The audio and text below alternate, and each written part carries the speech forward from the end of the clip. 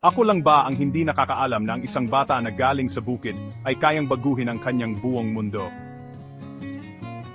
Pakinggan niyo kung paano ito nagawa ni Elias. Maniwala kayo, gugustuhin niyong ipagpatuloy ang pakikinig. Lumaki si Elias sa isang maliit na nayon, gumigising bago sumikat ang araw para tulungan ang kanyang ama sa bukid.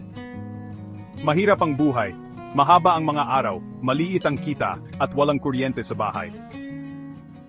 Pero hindi hinayaan ni Elias na maging hadlang iyon. Sa gabi, nag-aaral siya sa liwanag ng kandila, tinatapos ang bawat pahina ng kanyang luma at hiniram na aklat sa eskwela. Isang araw, habang nag-aani ng palay, napansin ng isang profesor mula sa siyudad ang mabilis na pag-iisip at husay ni Elias sa matematika. Gusto mo bang mag-aral sa kolehiyo? Tanong ng profesor.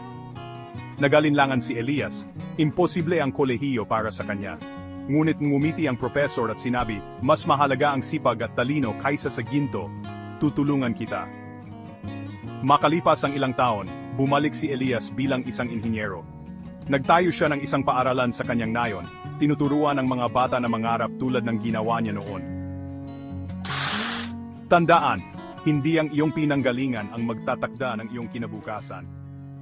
Tulad ni Elias, patuloy na lumaban, dahil ang iyong mga pangarap ay hindi kailanman malayo sa iyong abot.